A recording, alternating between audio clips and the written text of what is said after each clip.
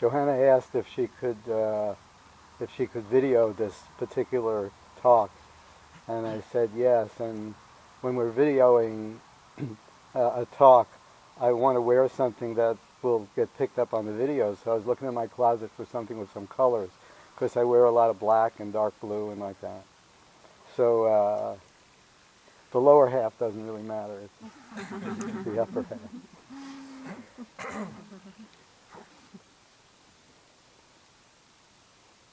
So I was looking in my closet, and everything basically in my closet is ordinary in the sense of things that people wear. So I was looking at those clothes and thinking of the assignment that you have to see somebody dressed basically just like you. Matthew's wearing a shirt, similar color, similar style even. Imagine the challenge there.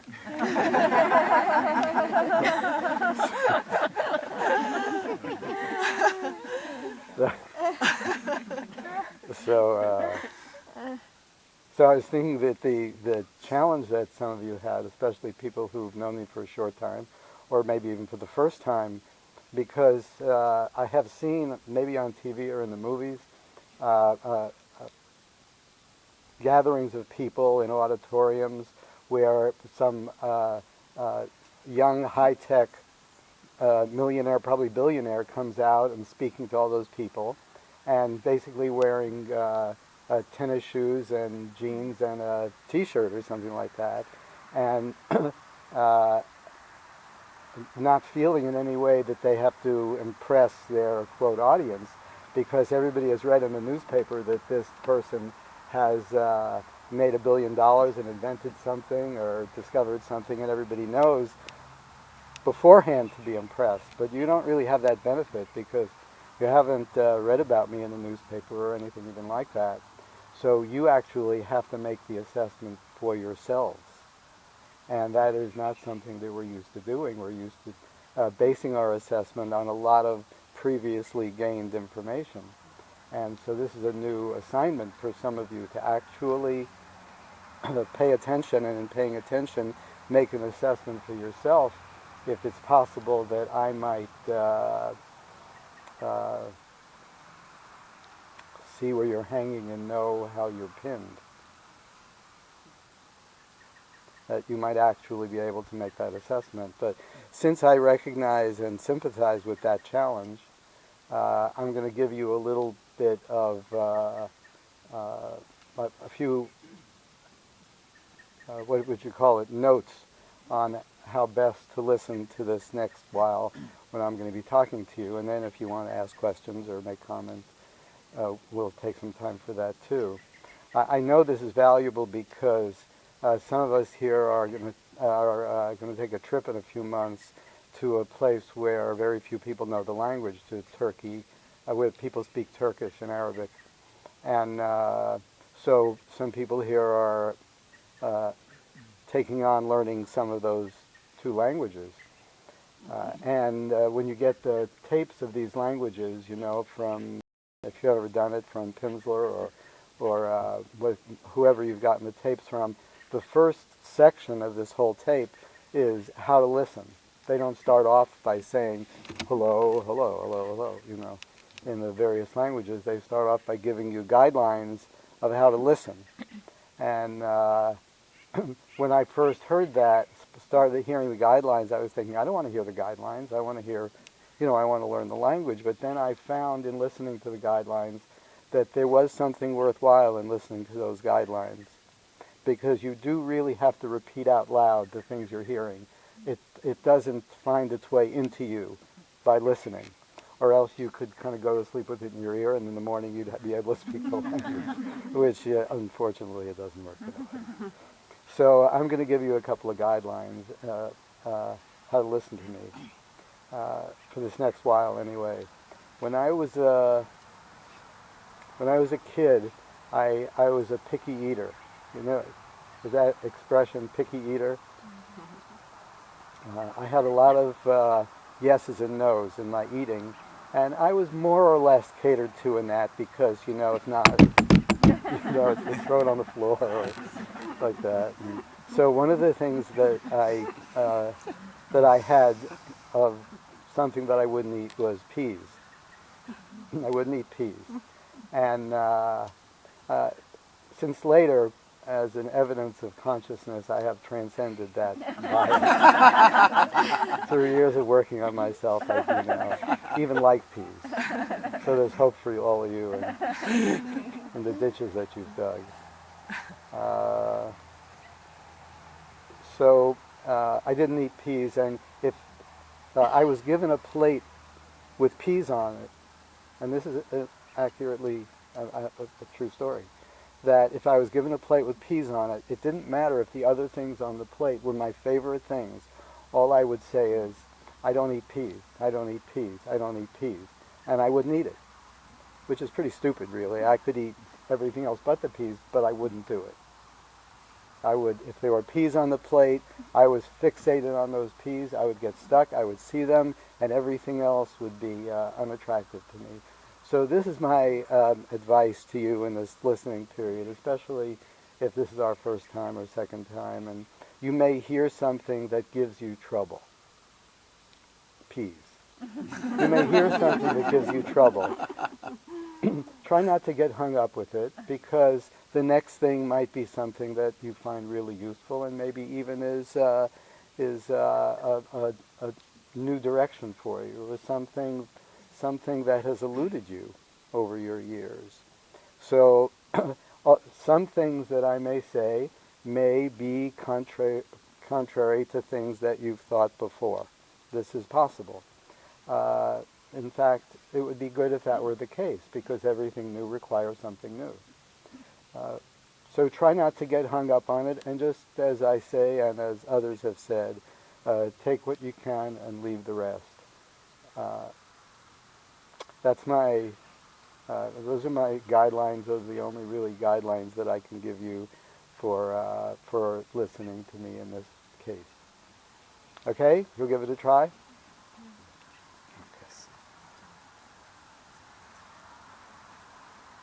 Now what? Cell phones off. What? Cell phones off. You want me to tell people to turn their cell phones? Oh, turn your cell phones off.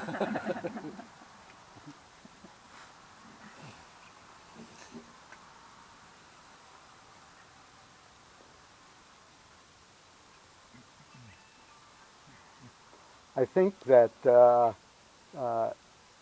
in our culture we've had so much input and education, and we've learned about things, and we've learned about the earth, and we've learned about the oceans, we've learned about space, and a certain curiosity for what's not evident is alive in us. And part of the way that manifested in me is I became curious about astronomy.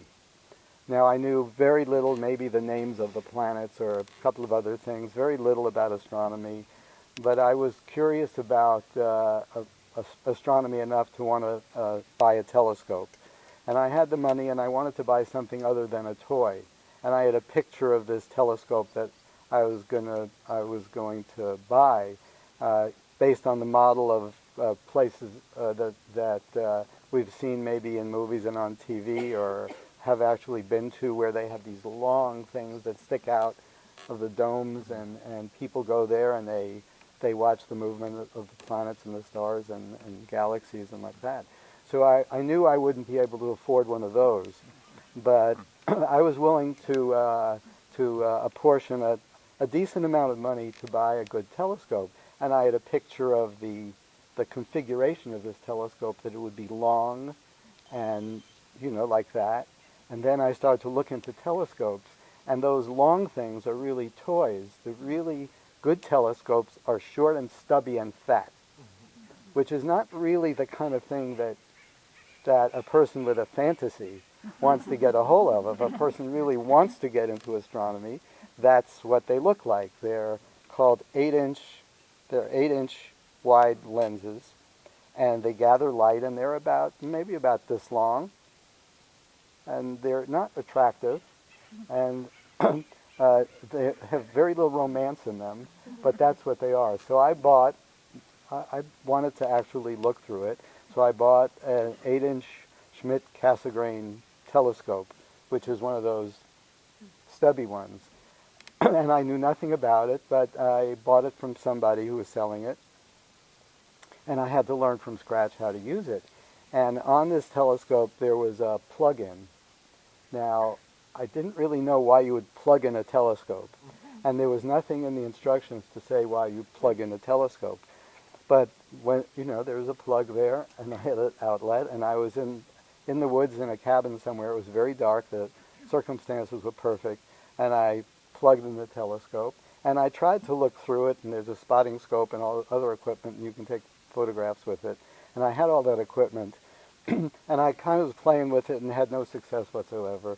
And then the next morning I woke up, and the telescope was pointing into the floor of the cabin, which I couldn't figure if it had broken or what happened. But the plug actually was a rotating mechanism which followed the movement of the Earth and the stars, so that you could actually track something at the same speed of the Earth. I had no idea that telescopes moved and that happened. I was pretty sure I knew that the Earth moved, not from any particular practical knowledge, but I didn't know that.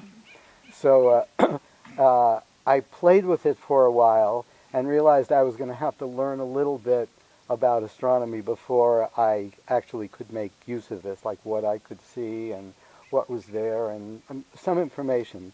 So I did put some energy into learning about the history of astronomy and remember things to this day about that subject.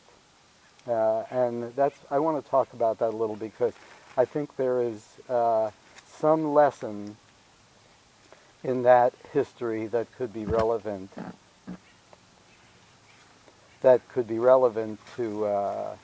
to us and might be a metaphor that could be useful for you to think about. If you know it or you don't know it, the original theories, or the very early theories back from Aristotle, of the configuration of the universe was that the Earth was in the center. Aristotle saw the Earth as unmoving and in the center. And he deduced this partly because if the Earth was moving, then we'd feel it. This was his deliberations. And also, if the Earth was moving, the birds and the clouds would kind of get left behind as the Earth moved. So he deduced that the Earth was stationary and was the center of the universe. And that was Ptolemy, who actually developed this theory, developed it from Aristotle's theories and some of his own, that the Earth was the center of the universe, which we, of course, know that it isn't. We are.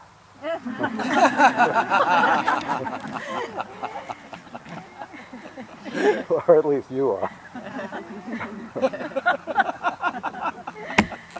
Okay. All right. So Ptolemy had this theory and developed it, and it was supported for really almost 1600 years. That's a long time.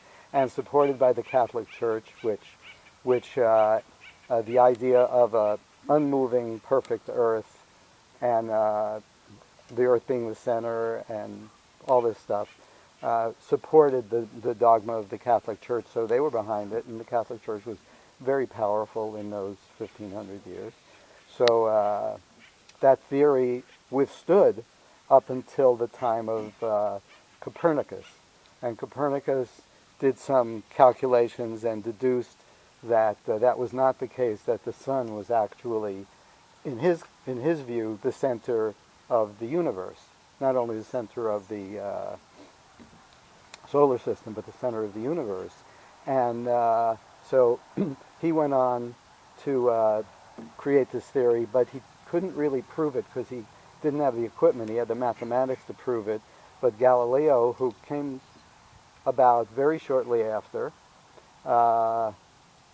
developed a telescope, and he proved that the sun was the center and the planets went around. This is like in the 1600s.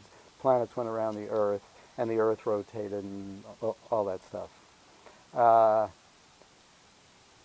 which isn't even accurate. And sometime after that, it was discovered that there's a galaxy, and our galaxy isn't even in the center of that of our solar system isn't even the center of that galaxy, and then there's other galaxies, and then there's this infinite, almost infinite creation called the universe, that we call the universe, and the Earth is a grain of sand on the wall of infinity in relation to that.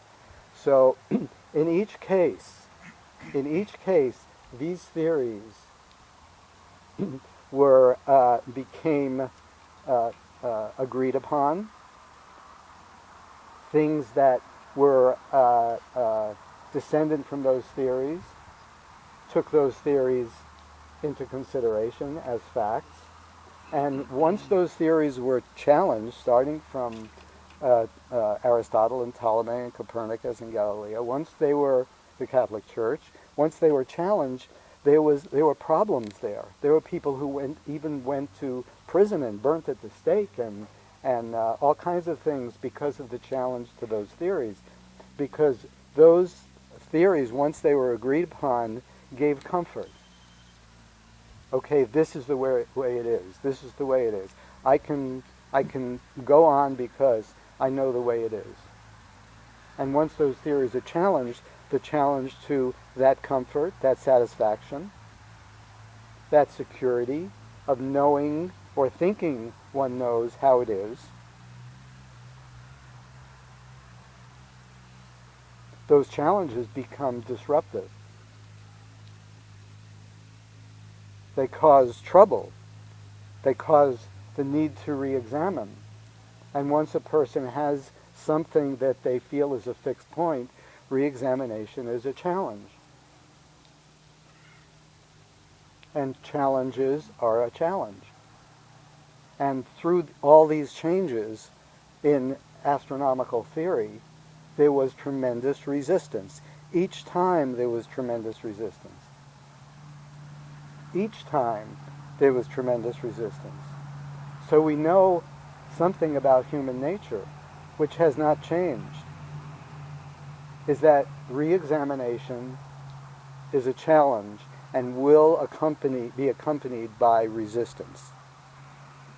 Re-examination is a challenge and will be accompanied by resistance. But as we know, there have been more, let's call it enlightened views about what actually is, that the Earth is not the center of the universe, that the Earth is not even the center of our solar system, that there are things that come out that require re-examination. In the presence of new possible evidence, we have to reassess. And that is why we're here. That is why you're here. That is why I'm here. Not to compound what you already know, because what you already know has delivered you to who you are right now. And if you're not completely satisfied with that, if you do not have the inner peace you think is possible, if you don't feel the connection to that essential energy that created and maintained you, if your conclusions to this point, if your knowledge to this point, if your experience to this point has not led you to that peace and to that connection and to that oneness and to that understanding and to that calm and to that compassion, if it has not led you there, then something else has to be explored. Something other than what you have deduced to this point has to be explored. And as I said, new explorations are a challenge, and challenge is accompanied by resistance. If one imagines that resistance is not going to be there, then that process of re-examination is going to come to a point, and then a person is going to abort, is going to quit, is going to stop that re-examination because here's resistance. I don't like this part of it. And it happens to be that of extremely unique understanding, which is basically not in existence for us,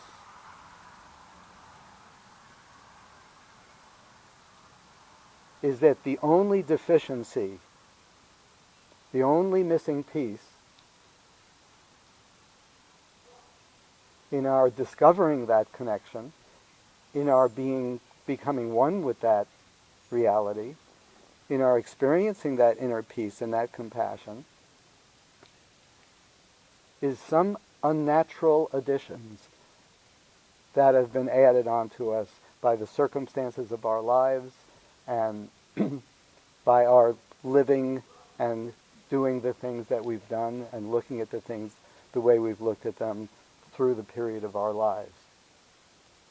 And that no natural process requires addition. And that our natural state, our birthright, that we were born into was that light and that sound and that energy and that reality.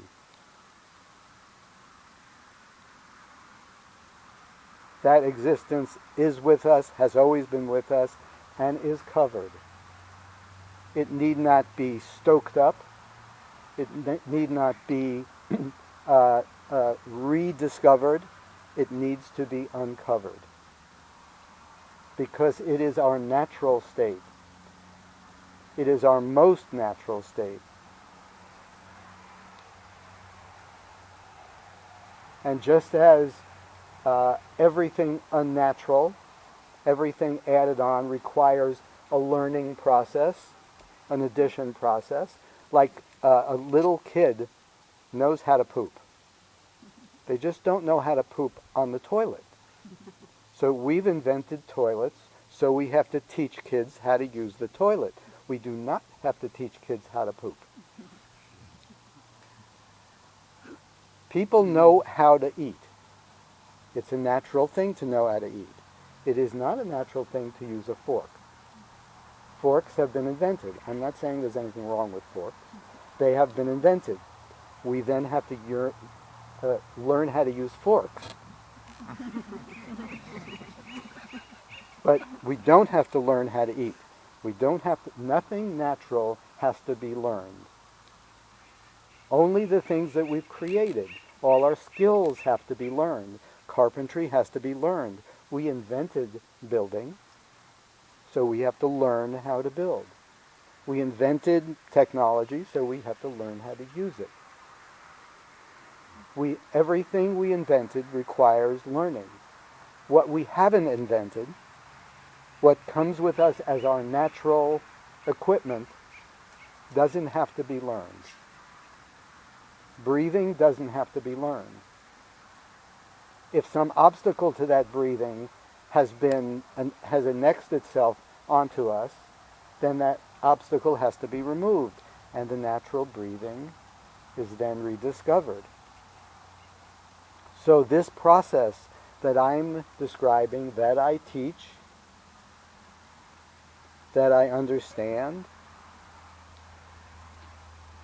is a process of removing obstacles.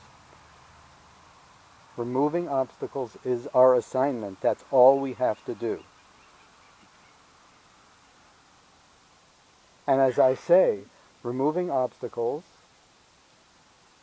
is a challenge because some of those obstacles are our conception of ourselves. Conception of ourselves which have become fixed points. I'm good at this, I'm not good at this. I'm a nice person, I'm not. I like this, I don't like this. This is the way I do it, this is the way I don't do it. And those concepts of ourselves, like the astronomers, have become fixed points for us. I know this. I don't know that. I'm sure of this. As sure as Ptolemy was that the Earth was the center. You're sure. As sure as Copernicus was that the sun was the center, you're sure. And when somebody else said, that has to be re-examined, you said, wait a second, I'm sure of this. It gives me security and comfort, and sometimes even pleasure. It anchors me. That I know what's going on, that I know who I am. But some of these obstacles that I'm referring to are your concept of how you are, who you are, what you are, how you think, how you feel, what is, how it should be, how it shouldn't be. And I'm putting forth a challenging program of re-examination, not of indoctrination, not of thinking what somebody else thinks, not if somebody says, no, the Earth is not the center, the sun is the center, that you say, okay, you're smarter than me, the sun is the center. Because the subject is not the Earth or the sun, the subject is you. And you are always in charge of you. You live through all the moments of you. You're responsible for you. Nobody could possibly care as much about you as you do. And you're your laboratory. And you have to verify and explore for yourself. And see if as a product of experimentation, through a process of experimentation, whether it's actually so, whether your concepts are accurate, where they have to be re-examined. What you come up with when you re-examine them. Do you come up with what you started with? Yes, my concept was accurate, or it has to be altered, or it needs further investigation, or it's inaccurate and I see a more accurate concept. Because each of these explorations,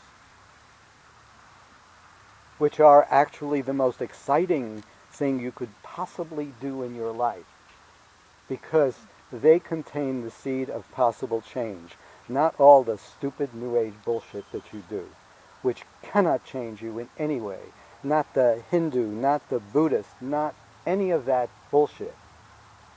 See what I mean? Peas. Eating goober peas. Isn't there a song like that? Don't get hooked. None of that can change you. It can interest you, it can delight you, it can help you pass the time, but it can't move you from the place of density to the place of fineness, because it doesn't help you to remove the obstacles, which is all that has to be done. Your personality has developed from a very understandable process of self-protection. The world is a dangerous place to a little thing. It's even a dangerous place to us. And I'm not talking about chemical warfare in Syria. I'm talking about as a dangerous place as in, I wonder if this person likes me. I wonder if they think whatever it is. How do I look today? Am I this? Am I good enough? Am I this? Am I that? Am I this? The world is a dangerous place, so imagine a little person who's born out of floating in self-protecting fluid and into this world, and then has to contend and proceeds to have to contend.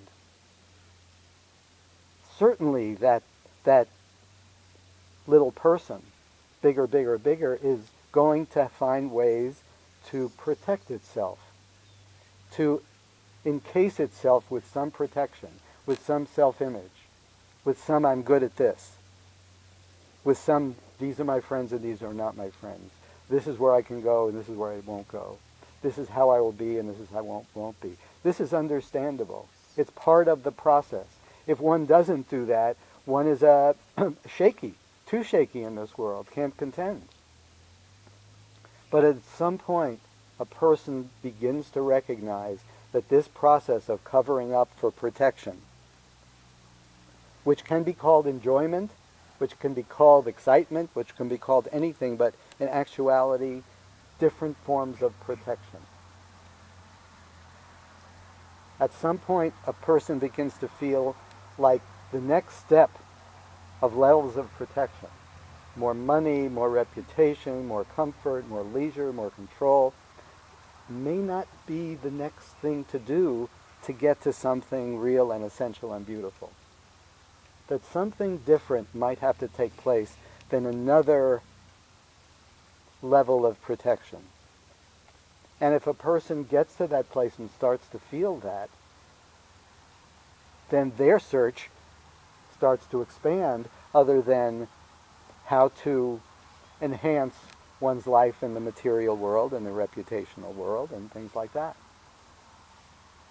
And finds their way to a potentially spiritual path. Unfortunately, the spiritual paths that attract us are spiritual paths that also contain elements of the protection that we've had. So we decide, if it's a spiritual path, I have to like it. It has to be enjoyable. It has to be pleasing. It has to be sweet. Or whatever it is, what we've gathered in our lives. Whatever movies we've gravitated toward, we gravitate toward the spiritual path that reflects that movie. If you liked the Gandhi movie, then you're looking to a Gandhi-esque spiritual path. And unfortunately, that progression of your choosing from the likes and dislikes of your personality will infrequently lead you to a path that actually can allow that transition for you. Something that will remove those obstacles, something that will help you to leave some of the density behind that keeps you from that inner realization, from that new possible life, from that new level of existence, from that compassion. Because that process is a challenge, because it involves you re-examining your previously determined concepts of yourself and of the world, how things should be, how things are. And as I said, and as you know, that is challenging and it is abrasive. And there is resistance there, because once a person comes up with a conclusion, moving on is difficult. So if you look around, there are not the numbers of people in this gathering that there would be if personality were fed and delighted and pleased by this presentation, and even less by the actuality of using tools and methods and dynamics to see things as they actually are, not as you previously determined them to be as part of your protection.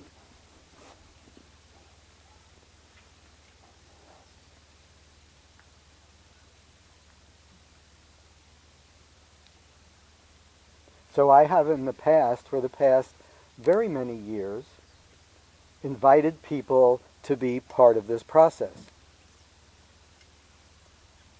And a lot more people have entertained the possibility of participating in this process than have actually continued to participate in this process.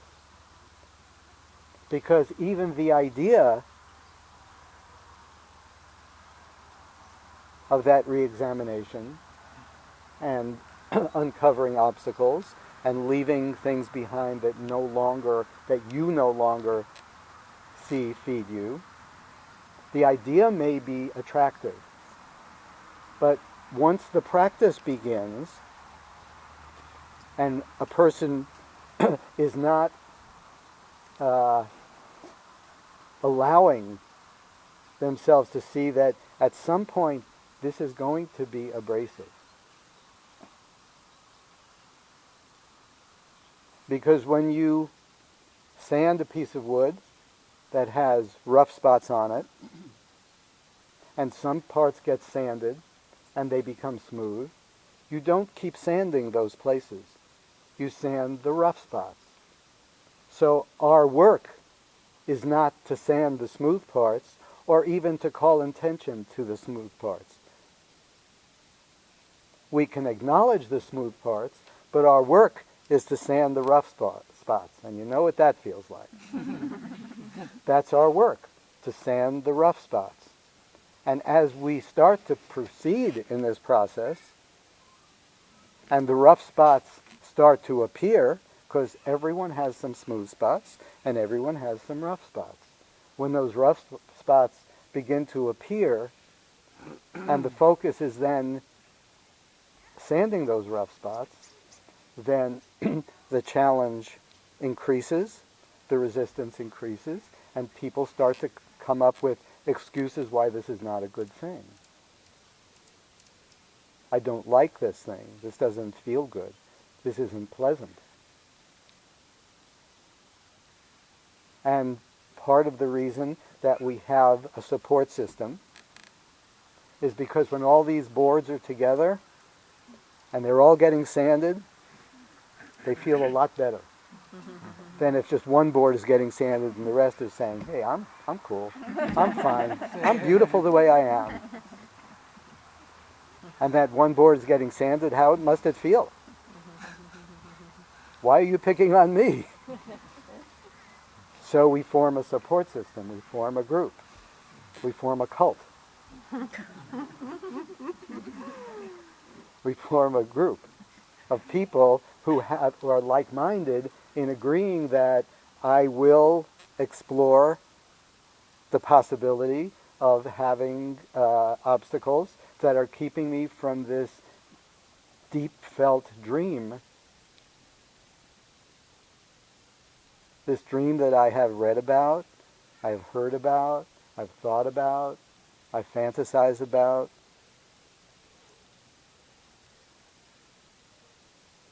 Of the inner peace that comes from the natural connection to what keeps a person alive, to keep the creation alive, and the moments of life. Not in theory, but in practical experience.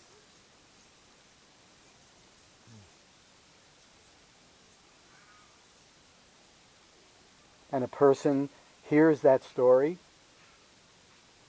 and somewhere in them it rings as, yes, this is worth it. This is worth it. And we get together because we have to remind each other that this is worth it. Just like the Marines remind each other, hey, I know this is hard. We got to get up at 5 o'clock in the morning and run with packs on. Not that we do that. And they remind each other this is worth it because, hey, you want to be part of the best. You want to be part of this, whatever it is that those people want to be part of. And every achievement of excellence requires a support system so that people can tell each other when that resistance comes up, as it will come up, that there's something here, this is worth it. Not so much in the future, not in the distant future, but I feel like I'm doing something really worthwhile. I'm doing something really that is evocative of real change. Not in my fantasy, not in my imagination, not in what people are telling me, but in my personal experience. To myself, I feel like something really is happening here. And to remind each other when those moments happen that this is what's happening for me. So we have these meetings every Sunday, but I only speak maybe once every fourth or fifth Sunday. But other people come up and speak about their experience and hopefully don't exaggerate too much and hopefully are honest about what's really going on with them, about experiencing the seed of real change, and not only uh, uh, relegate those those comments to a special time, a compartmentalized time when we're authorized to do that, but that becomes part of life where people have interactions with each other. People just don't come to meetings or go home, but get to know each other, get to know how they were and how they are, and see the progression and the transition. So I have considered it, and I do consider it, and I have made part of what's developed a support system, a community, a group, a number of people that have that appreciation, that feel that pull, and are willing to recognize that there will be resistance, and don't balk at the slightest resistance. Because, as I say, the essence of enlightenment, of God realization, of natural functioning with the recognition of the energy that's keeping you alive now, is the element of peace. Each situation you consider problematic in your life, which you were dealing with this morning, which you were dealing with yesterday, which you were dealing with the day before, and for some of you even are dealing with now, each single thing that you have that you consider problematic, your system is to deal with that thing. What can I do to cure this thing? What can I do to solve this relationship? What can I do to solve this monetary problem? What can I do to solve this where I live problem? What can I do to solve my health problem? What can I do to solve my discomfort with other people problem? What can I do to solve my better job problem? I don't like where I live problem. And you deal with those individually, not understanding that the problem is not those individual things, but the weight that you put on them. They are where your hope lies. And as long as your hope lies in those things, they will have to rise to the occasion of your hope. They will have to be able to sport the weight of your hope. Your children and your parents and your friends and like that, their behavior, their allegiance to you, their fidelity toward you, their consistency with you, your consistency with them, the possessions that you own, and all those things cannot hold the weight of your life, are not meant to hold the weight of your life, will not hold the weight of your life, and you're hoping that in some ways they can, is a desperate, futile attempt to make something happen that will not happen and cannot happen. So your individual attempts to solve your individual problems become totally unrealistic, because what you're trying to do is you're trying to raise them to the level of something that will hold the weight of your life. And they cannot. They weren't supposed to. Your kids weren't supposed to love you so much consistently through your whole life that you didn't have to discover anything else. Your parents the same, your friends the same, your lovers the same, your business the same, your health the same, your money the same, all those things the same, your possessions the same. They weren't meant to do that. They were meant to supplement your life with joy, with enjoyment, with pleasure, with occupation, with activity, with nice things, but not to hold the weight of your life. And they have become problematic for you because you've put too much weight on them, because you have no other place to put it. And you have the weight of your life, But until you discover where it actually belongs, that it actually belongs where it came from, it doesn't belong any other place but where it came from.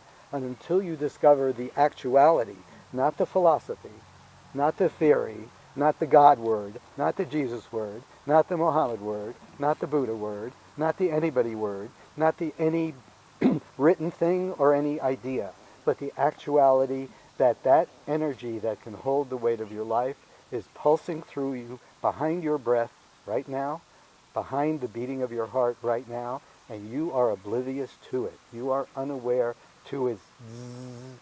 As unaware as you are when you plug something into the wall, you're unaware of the current that comes through. All you see is the light at the end, or whatever is at the end of that circuit. You are oblivious to that energy moving in and out. Equally oblivious are you to the energy that moves your breath and your heartbeat. Basically, you're oblivious to your breath and your heartbeat even. But behind that, hidden behind that, is an energy that does maintain your life and will hold the weight of your life. That buzz was there before you. It's here during you. It will be here after you. It manifests in inner light. It manifests in inner sound. It manifests in its own buzz. And it can hold the weight of your life. And when you start to turn in its direction by losing some of these obstacles that have told you otherwise, that have told you that situations can be solved, when you start to leave those things behind, there's a certain experience that comes. No, not that you have merged with that reality, but that you're facing in the direction of that reality. And there's some feeling when you're lost somewhere, and all of a sudden, and you don't know anything, and you're in a foreign country, and you can't read the street signs, and all of a sudden you see a street sign that says, in English writing, or some writing that you understand, it's this way, and you feel, whew, you're still 30 miles from there, but you found the fucking sign. And it feels so good to find the fucking sign. So much better than it did before when you didn't even know if you were going around in circles or what. So the promise is not peace is at the moment of enlightenment. But the experience of facing in that direction is so different than the feeling, than the experience of being lost. Or being, proceeding on in a trajectory that you have really very little confidence in, but just don't know what else really to do.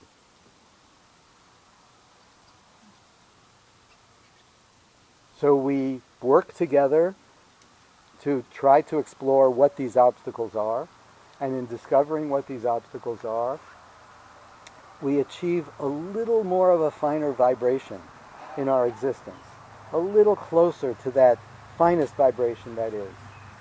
And we continue to do that up until a point that we're maybe close enough that we can actually learn to meditate. Meditate in its actual form, not on a candle or on a mantra or on something that's been invented, but meditate on some inner manifestation of that energy, on that light and on that sound. And allow that to take us back to where it originated.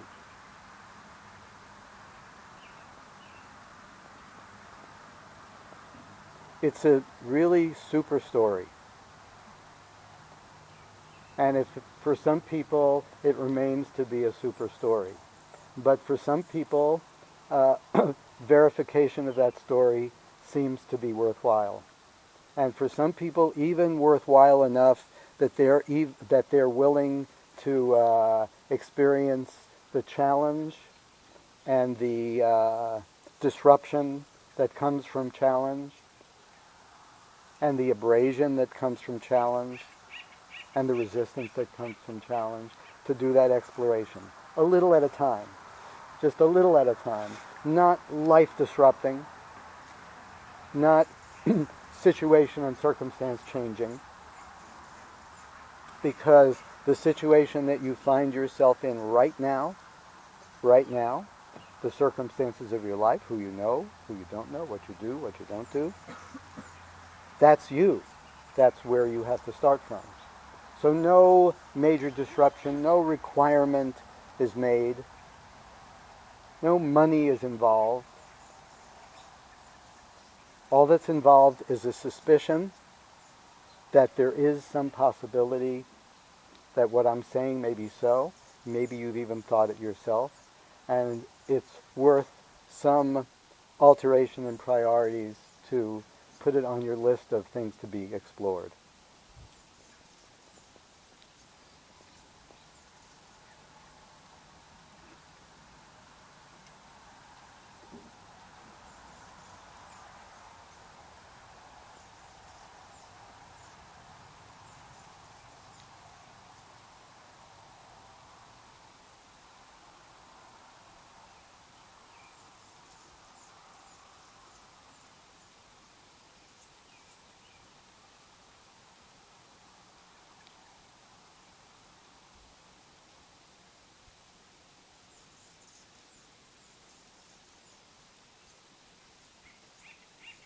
Let's take a little break. If you had enough, you certainly can leave if you want. And if you want to come back and ask questions or make some comments, we can do that for a while. And there's some bathrooms in the house. There's some bathrooms in the house, and you can use them if you need to. Maybe you could think of some of these things we've talked about rather than get together with people you know and talk about your business. And if you want to come back and ask anything of me, I have no resistance to any kind of, any kind of challenge whatsoever. Okay? So I'll see some of you in a few minutes. Maybe.